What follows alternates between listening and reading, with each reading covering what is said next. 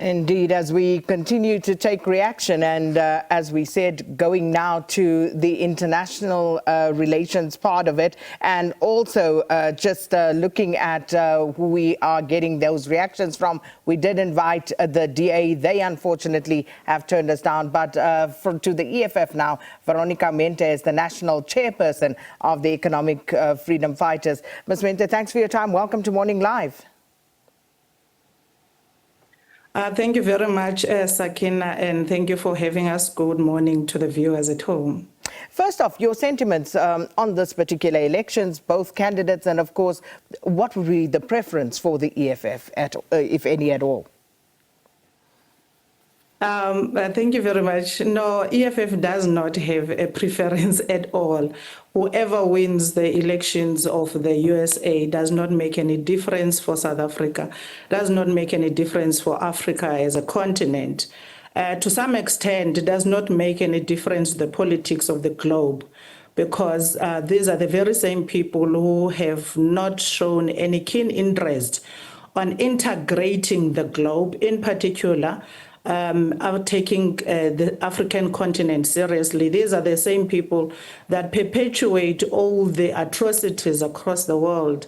They are sleeping in the same bed with the same blankets with the Israel, apartheid Zionist Israel, that has forced occupation onto Palestine, killing children on a daily basis, women and helpless people of Palestine. So, and they still continue with the embargo on Cuba. They are not keen on uplifting it. These are the same people who are at the center of all these other bad things that are happening across the globe. So we have no interest at all of who wins, because it has never made any difference to us. And I like what former Minister Lindwe Zulu is saying, that even Trump never visited South Africa, and them as the ANC, which was a governing party then, it pained them that the people that they see as forging relations with do not take them serious and to some extent undermine them. So for us, really, it does not matter. Be that as it may, US-Africa policy, though, does matter. And this is something that is usually quite low down on US foreign policy priorities.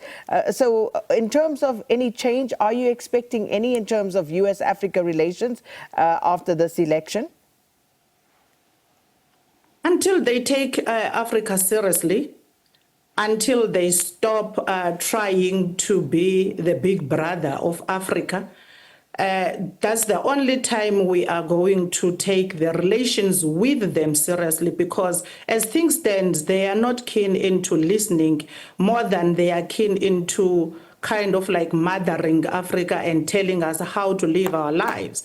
So we can only work with people who want to go 50-50 with us.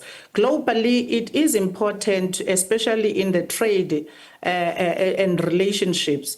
So if ever we're going to have a relationship with the US, it should be a relationship that is transparent. It should be a relationship that has respect. It should be a relationship that benefits all of us. It can't be a relationship that is only influenced by the people who want to take a bigger stake on everything that they are kind of negotiating with other countries. So for us, it is not important to have a relationship with someone who undermines you, with someone who has no keen interest into forging a proper relationship that is going to give us a better stake in terms of trade, and also stop this mothering attitude they have, because even if you go to the United States of Nations, it's not really making any difference for us.